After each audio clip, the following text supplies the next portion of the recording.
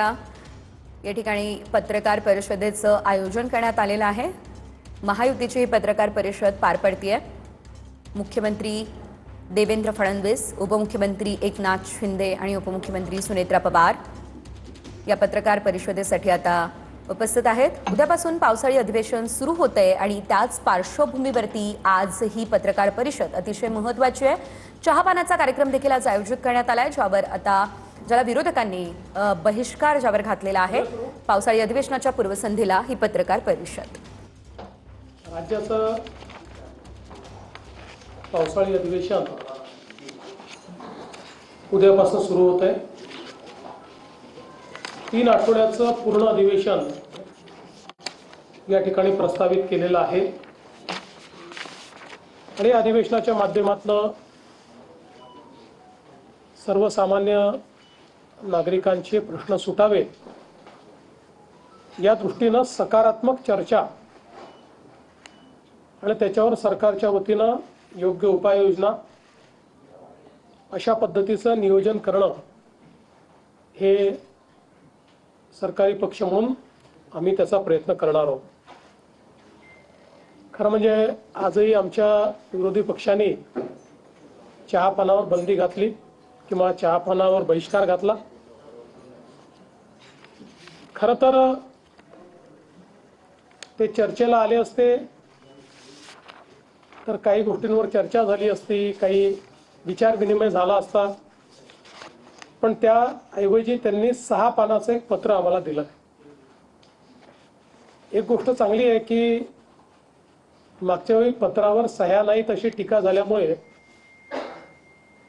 यावेळी पत्रावर सह्या दिसतायत, पण आपल्यापैकी ज्यांनी पत्र बघितलं असेल त्यांच्या लक्षात येईल की आधी सगळ्यांच्या सह्या वेगळ्या पानावर घेऊन ठेवल्या आहेत आणि त्याच्यावर 6 पानाचं पत्र जोडलेलं आहे। त्याच्यामुळे हरकत नाही, पण किमान म्हणजे काहीतरी आमचे विरोधक लक्षात घेत आहेत, ही अतिशय चांगली गोष्ट आहे। आणि आपण जर बघितलं तर हा जो काही सह्यांचा जो काही एका कागदावर त्या ठिकाणी हाताने पृष्ठ क्रमांक लिहिलेला आपल्याला पाहायला मिळतोय, त्यातून लक्षात येतं की ते वेगळं जोडलेलं आहे। आपण जर हे पत्र बघितलं, मला थोडी शंका आली म्हणून मी जरा चेक केलं तर माझ्या लक्षात आलं की हे पत्र देखील ChatGPT ने तयार केलं आहे। याचा उपयोग करून म्हणजे पत्र हे तयार करण्याकरता आता विषय राहिले नाहीत, कल्पकता राहिली नाही किंवा प्रश्नांचं आकलन जे आहे ते आकलन राहिलेलं नाही। त्यामुळे एआयचा उपयोग करून पण मला या गोष्टीचा आनंद आहे की किमान टेक्नॉलॉजीचा उपयोग हे विरोधक करायला लागलेले आहेत। ही चांगली गोष्ट आहे। आपल्यापैकी प्रत्येकालाच तंत्रज्ञानाचा उपयोग केला पाहिजे। येणारा जमाना एआयचा असल्यामुळे येणारी आव्हानं लक्षात घेत विरोधकांनी आतापासून त्याचा उपयोग सुरू केला, त्याबद्दल मी त्यांचं अभिनंदन देखील या निमित्ताने करतो।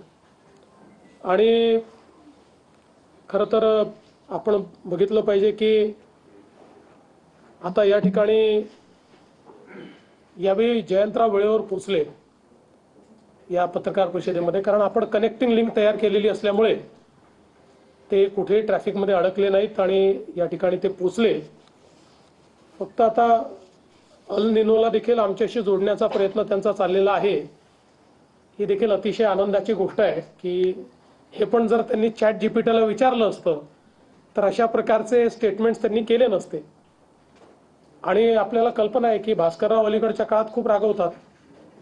तुम्ही कालच बघितलं असेल की ते आपले मिलिंद नार्वेकर यांनी 2-4 वेळा हॉर्न वाजवल्यानंतर भास्कररावनी त्यांचंच ऑपरेशन तुडवा करून टाकलं। तर हरकत काही नाही। मला असं वाटतं की आता एकूणच या संपूर्ण पत्रकार परिषदेमध्ये कोणताही नवा विषय हा विरोधक मांडू शकलेले नाहीत। त्यांच्या पत्रातही म्हणजे एक तर पॅराग्राफ असा आहे की मी तुम्हाला 2023 पासूनच्या प्रत्येक पत्रामध्ये तो पॅराग्राफ तुम्हाला दाखवू शकतो। म्हणजे त्याचं ते काही बदलतच नाही, तसे तेच घटना टाकतात। ज्या घटनांवर चर्चाही झाली, कारवाई झाली तरी त्याच घटना टाकतात, कारण लोकांना अपेक्षित असे मुद्दे हे विरोधकांना अवगतच नाही आहेत। हा याच्या मागचा मोठा प्रश्न आहे.